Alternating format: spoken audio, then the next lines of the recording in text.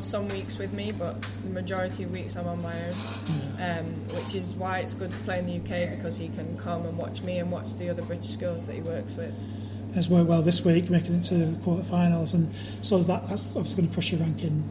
I'm not sure if you're defending any points, but push your ranking kind of higher up, and does that get you closer to that WTA qualifying sort of standard? Yeah, I'm not defending any points for a little while yet. Right.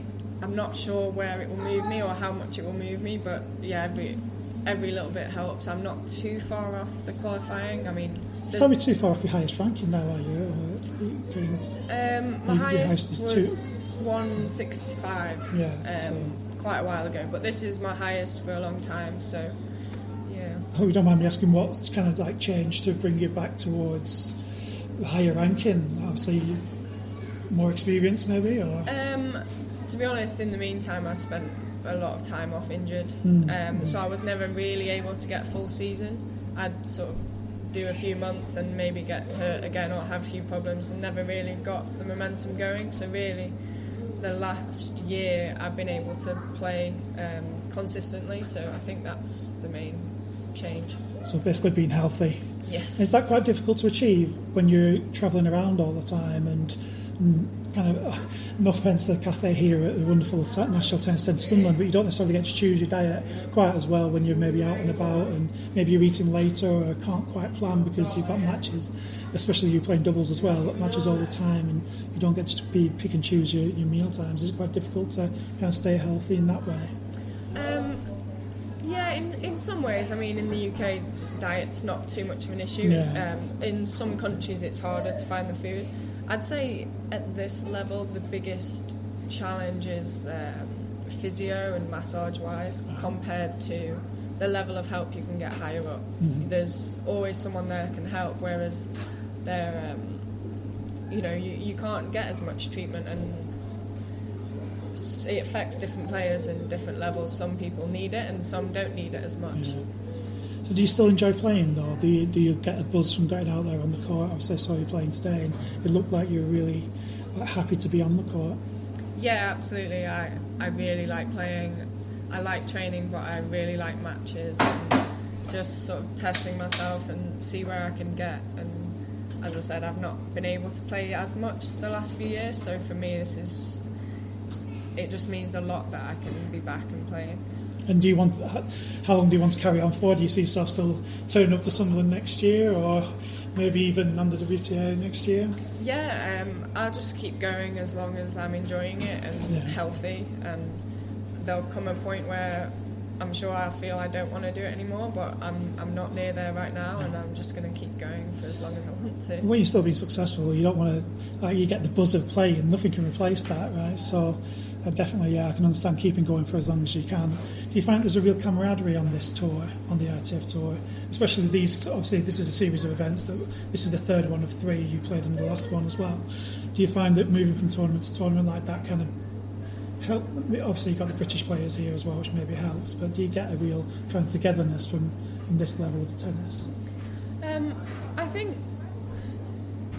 I think I don't know how it's like on the other tour, on a higher tour. I imagine it's similar.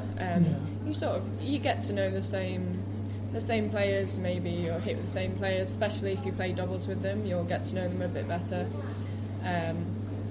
And I mean, it's a bit different being in the UK because I have more freedom for what I can do, but definitely when I'm abroad, then you tend to sort of stick with the same players, and it's nice to get to know different people. I presume you must have your husband like playing the tennis as well. So I think he's over in the States, is he, at the moment? He's in South America right now this week. Okay, But so I obviously know a lot of the players from his tour as well. But there's not many mixed events, so And that's another thing that's good about this particular event. I really recommend to listeners that you come along to kind of mixed events. You really do get I think you get a different feel from a mixed event than maybe you do from just a single sex event. Do you find that as well? Yeah, I think so. I mean, there's obviously one big thing is there's a lot more people around. Yeah. So it just makes the environment better. It feels like you're playing in front of people, even if maybe they're just other players or their coaches or their family. Because obviously at this level, there's not often many out and out fans who come to watch. So in that respect, a mixed event's nice. Yeah, usually I suppose you just get coaches and a few randomers who might not be there for the best of means, but we'll skip over that bit maybe. You said about different countries and stuff. Are there favourite ones that you like to go to play? Or is there any stories that you've got from going abroad and playing? Have you played in loads of different continents, for example? Yeah, I've played in a lot of different continents. I've not played in South America yet. Oh, right, okay. So yeah, you're getting phone calls from there at the moment saying it's great here. Yeah, you should really come. I know, it's carnival season at the moment in South America. Oh, is it? Yeah, that's the last one that I want to do. But yeah, I've always liked playing against Canada. I've always, not always, but I've done well a few times there, and I really like the country. I can't explain why. I lived there for about 6 months on wet ski season there, and it was amazing. And I just love the way of life and the politics there, which maybe you don't get into on the tennis court, but I can certainly understand that. And have you played like in Africa? You played Egypt and Tunisia and those? I played a couple of weeks in Egypt a few years back. In one of the hotel resorts. I'm sure most of the ITF players have played that. Sharan. Yeah. I've played in South Africa once years ago. I'm actually going next week. Okay, right. So that it feels a long time ago I went, so that'll be like a new thing again. Because Martin mentioned like sometimes he'll choose a tournament to go to because he's never been to the country before, or he's interested in something around there, like almost as a tourist. Is that part of what you think of as well, or do you just purely think of costs and the surface maybe even? Yeah, I mean, obviously surface is probably number one. But I have thought about that. Like last year I had to decide between Korea and Israel. And I've done the Korea trip a few times, and I thought, I've never been to Israel, let's just go. Yeah, and it worked out really well. Excellent, right. So, kind of final couple of questions. Have you enjoyed playing the GB Pro Series in the two that you've played? Yeah, I mean, I do like playing in the UK. I like playing as your indoors. Tournament record will suggest. Yeah, I like hardcourt, I like indoors, and then for me especially, it helps when I can have my coach travel with me. So I try to play in the UK when they're on. Yeah. And your last tournament, when was it last year in the UK as well? In Chiswick last summer. Yeah. Are you looking forward to the summer? Is summer like your big season? Do you enjoy the grass, or do you just... Yeah, I do enjoy the grass. It's obviously very short. I think I played 2 tournaments on it last year. Yeah. But yeah, I like the summer. It's nice to play tennis outside as well. Yeah, absolutely. You don't want to play tennis outside in Sunderland in February, though. Maybe That's not. The thing. It's pretty cold in here, to be fair. And like the last question I want to ask you, you're a very successful doubles player. You've won multiple titles on the ITF Tour doing doubles. And what I wanted to know is how do the doubles partnerships come about? Because you can't really plan as a doubles partnership as much as you can as a singles player. Do you just basically get a phone call the week before and say, do you fancy hooking up with me playing doubles? Or... Yeah, so once the entry list comes out, basically on hell breaks loose, on a Tuesday, you have a look at the list. See, I tend to look, who do I know, who have I played with before, who's a good ranking that will get in together, maybe be seeded, and send out some messages. Hopefully, get some messages back. Together, is it? Yeah, well, hopefully if you've got the number, WhatsApp. If not, it's Facebook message, Instagram message. Oh, really? Just any way you can get hold of them, basically. Yeah, just see what they're doing and if they want to play. And it's not as advanced planning as you maybe think. Yeah, well, that's sort of kind of what I was hoping for. I was kind of hoping like last minute, dash together, run to the office 1 minute before I sign in to get your place. But tell me the truth. Have you ever rejected anybody who's asked you to play?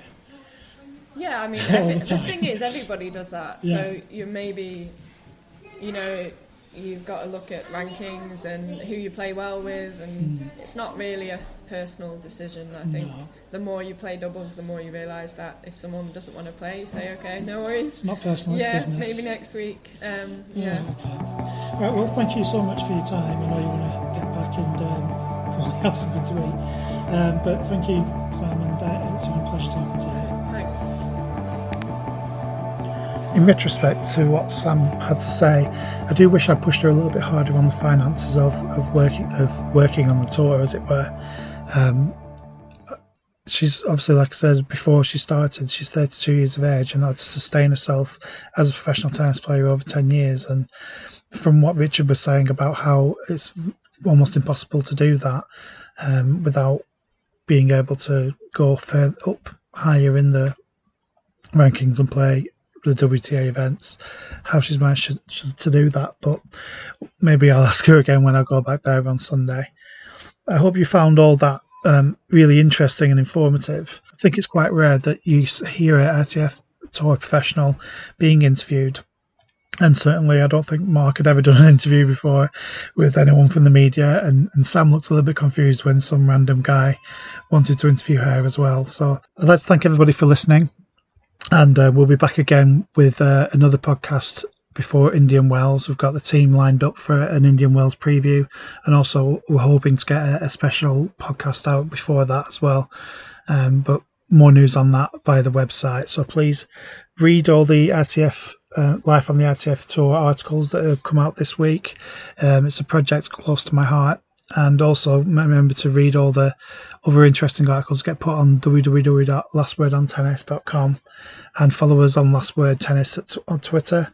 And also we have a Facebook, Last Word on Tennis.